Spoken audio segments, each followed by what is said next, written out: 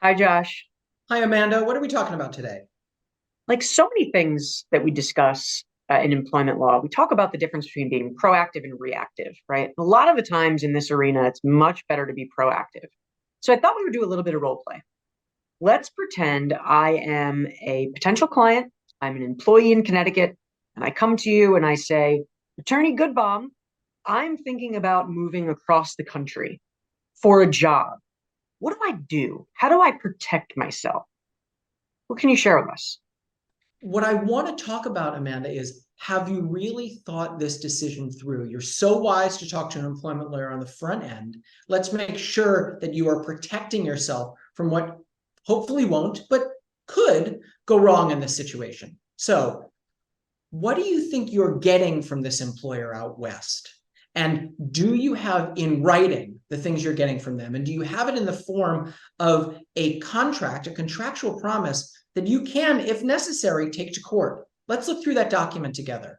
And let's make sure that document also includes what happens if something goes wrong. Is this employer out west promising you, for example, that they're going to pay you a reasonable severance if they terminate you without cause? And is the definition of cause reasonable to you, such that, if they just change their minds, you're going to get that severance? And have they promised you, for example, that if you don't stay for a certain amount of time or they terminate you within a certain amount of time, they'll pay your expenses to move back to Connecticut, where I know you, Amanda, so I know you've lived your whole life, right? And let's in particular focus on that contract that they've given you, assuming they've given you a contract, because we want to make sure that everything you think you're getting is in that contract. You'll see that in that contract, there's a clause right at the end. It's in the legalese that often doesn't make any sense to most non-lawyers. It's called a merger clause or a total agreement clause. And what it says is, Amanda, you're not relying on anything anybody promised you except for what's written in this document.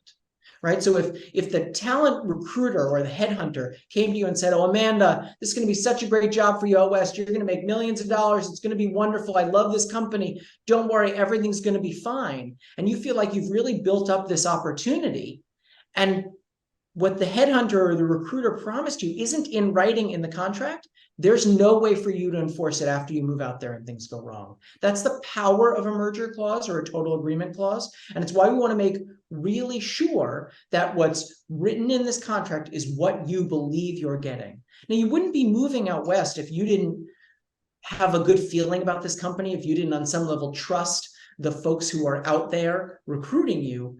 But you've heard the expression trust but verify. And the purpose of a contract is to make sure that you're protected in the event something goes wrong.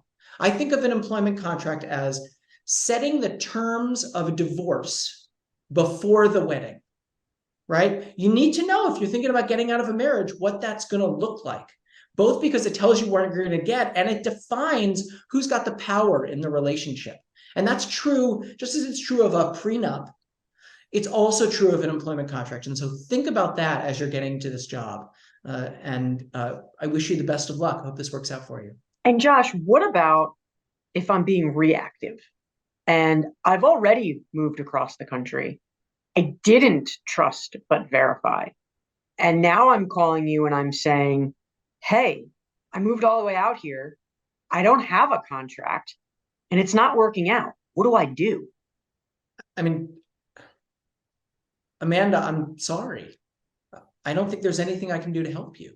You're there now. You're an at-will employee. They've changed their minds. Just as you were free to leave if you wanted, they were free to terminate your employment. And now you are where you are. I understand they made all these representations to you, but the representations, we could talk about what they sounded like, but they probably are not sufficiently definite to have formed a verbal contract that we can make a claim on. And so without a written contract, or with a written contract that doesn't promise you enough, there's probably very little I can do to help you. And that's why it's so important to be proactive when getting into a job, particularly if you're making a big sacrifice for that job, like giving up another job you love or moving across the country to accept it. So we hope this illustration has really shown you the difference between being proactive in employment situations and being reactive in employment situations. As always, if you have questions, reach out, give us a call. Thanks so much for watching. See you next time.